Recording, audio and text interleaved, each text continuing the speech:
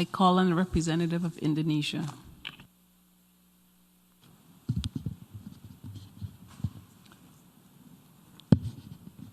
Madam President, I'm taking the floor to exercise Indonesia's right of reply to the statement made by Vanuatu. It is shameful that this single country continues to have excessive and unhealthy obsession about how Indonesia should act or govern itself.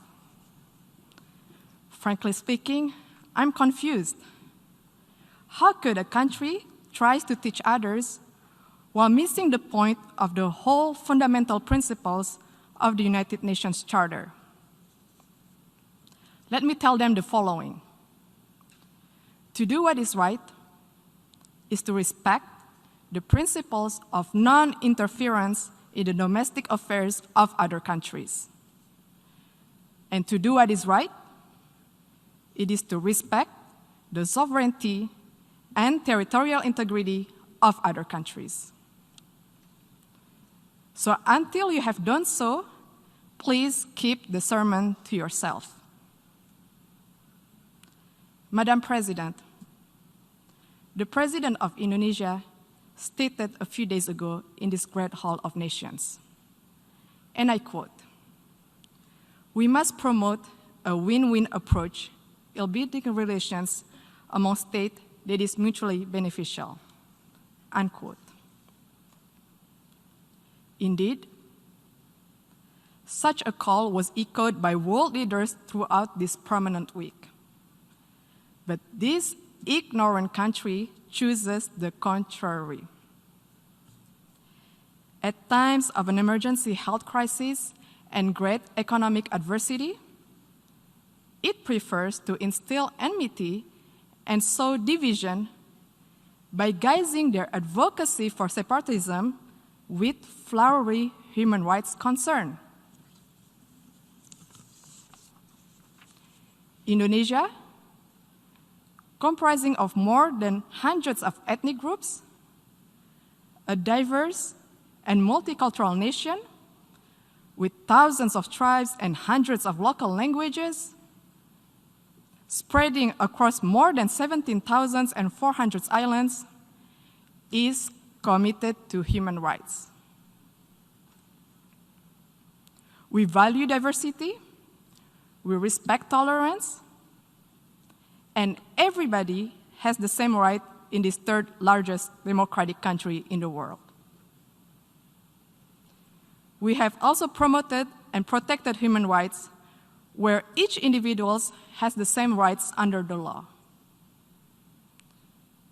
Furthermore, we have ratified the International Convention on the Elimination of All Forms of Racial Discrimination, while interestingly, Vanuatu has not even signed it.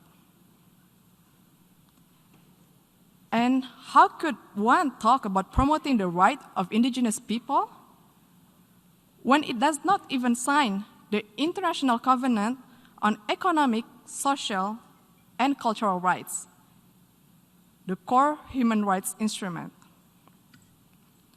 This actually raises the question, do they really care about indigenous concern?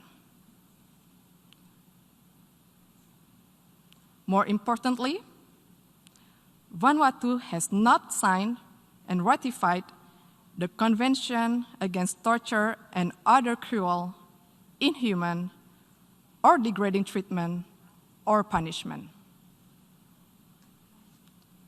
We call on the government of Vanuatu to please fulfill your human rights responsibility to your people and to the world.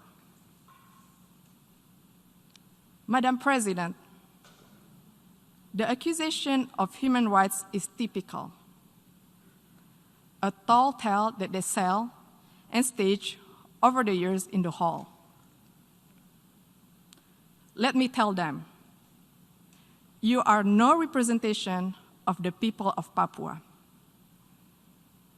and stop fantasizing of being one. Papuans are Indonesians. All of us play an important role in the development of Indonesia, including on the island of Papua. Madam President, the principles of the UN Charter, which Vanuatu clearly does not seem to understand, stipulates the respect for sovereignty and territorial integrity. Indonesia will defend itself against any continuing advocacy of separatism conveyed under the guise of artificial human rights concern. The provinces of Papua and West Papua are irrevocable parts of Indonesia since 1945. It has also been firmly endorsed by the United Nations and the international community decades ago. It is final, irreversible, and permanent. I thank you, Madam President.